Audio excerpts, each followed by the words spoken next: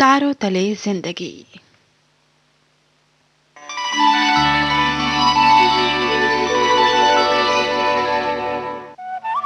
तारों तले जिंदगी इस सीरीज में हम आपके लिए लेकर आए हैं हिंदी साहित्य जगत की कुछ चर्चित कहानियों और उपन्यासों पर केंद्रित नाट्य वाचन। इस कड़ी में प्रस्तुत है मुंशी प्रेमचंद का लिखा चर्चित उपन्यास रूठी रानी। तो आइए सुनते हैं प्रसिद्ध उपन्यास रूठी रानी का रेडियो नाट्य वाचन।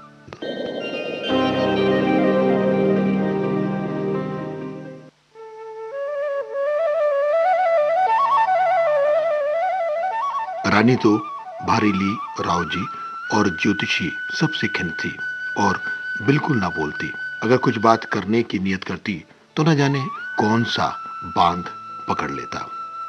भारीली ने कुछ हिम्मत करके रावजी के लिए जो सुना, फिर भी चुप रही। रावजी की और भी रानियां थीं।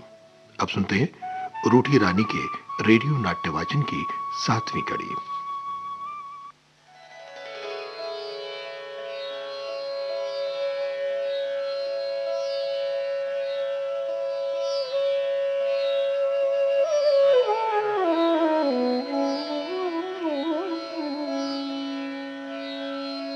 माँ से रुखसत होकर रावजी झाली रानी स्वरूपदेई के महल में तशरीफ ले गए। उसने बड़ी खुशी से दौड़कर रावजी के पांव छुए और अपना मोतियों का अनमोल हार तोड़कर उन पर न्यौछावर कर दिया। वो उमादे के खींचे होने और झल्लेपन से बहुत खिन्न और दुखी हो रहे थे। रानी स्वरूपदेई की इस गर्मा गर्मी और जोश तपाक से बहुत खुश हुए। उसे शादी का सब हाल सुनाने लगे। रानी ने सब कुछ बड़े मन से सुना और फिर अर्ज किया, अगर आप कहें तो एक दिन मैं भी भट्टानी जी से मिला हूं। रावजी, भट्टानी क्या है? एक भाटा है? स्वरूपदेई, वाह, आपने बड़ी इज्जत की। भाटा क्यों होने लगे? भट्टानी है। रावजी, हाँ भट्टानी तो है, मगर पत्थर की बनी है, घमंड की सच्ची मूरत।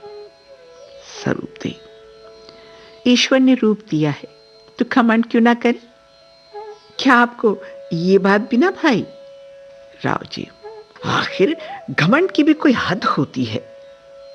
स्वरूपदेई, अरे भला जो एक बड़े घर की बेटी हो, बड़े राव की रानी हो, नवेली दुल्हन हो, नौजवान हो, सुंदर हो, उसके घमंड की क्या हद हो सकती है?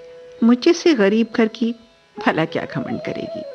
रावजी, हाँ ये सब तुमने ठीक कहा, मगर मगर उसका स्वभाव सचमुच बहुत कठोर और रूखा है। तुम उससे मिलकर खुश नहीं होंगी। हाँ। स्वरूपदेई, अच्छा तो आप तशरीफ ले चलिए, हम सब आपके साथ साथ चलेंगे। रावजी, हाँ, ठीक, तुम्हारे साथ चलकर अपनी बेइज्जती कराऊं? स्वरूपदेई, वो क्या, उसका बाप भी आपकी बेइज्जती नहीं कर सकता? हाँ।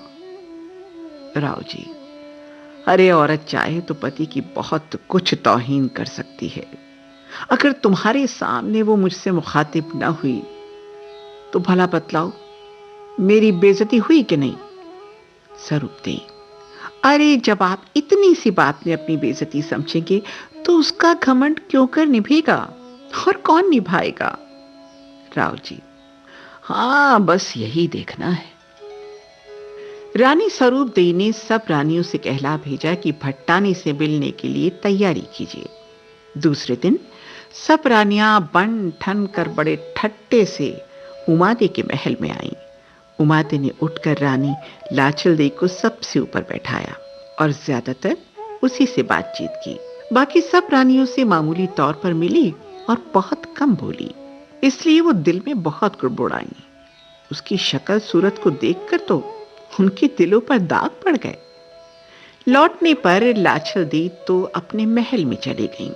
बाकी रानियां स्वरूपदेई के महल में जमा होकर मशवरा करने लगीं और बहुत दिमाग खर्च करने के बाद ये राय तय कर पाए कि उमादे तो रूठी ही है। राव जी को भी जोड़ तोड़ लगाकर उससे खफा करा देना चाहिए, ताकि वो उसके महल में जाना बिल्कुल छोड़ ही दें।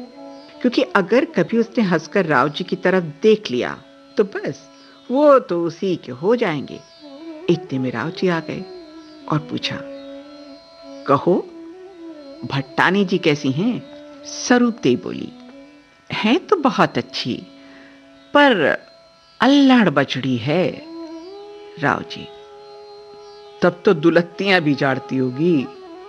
सरूपदेई, हमें इससे क्या, जो पास जाए वो लात खाए। राव जी, जिसे दुलत्तियां खानी होंगी वही पास जाएगा ना। सरूपदेई, 100 बात की एक बात तो यही है। हाँ। तब राव जी ने दूसरी रानियों से फिर राय पूछी। रानी पार्वती ने कहा, महाराज, वो तो बड़ी घमंडन है, अपने बराबर हमें क्या, मां जी को भी नहीं समझती।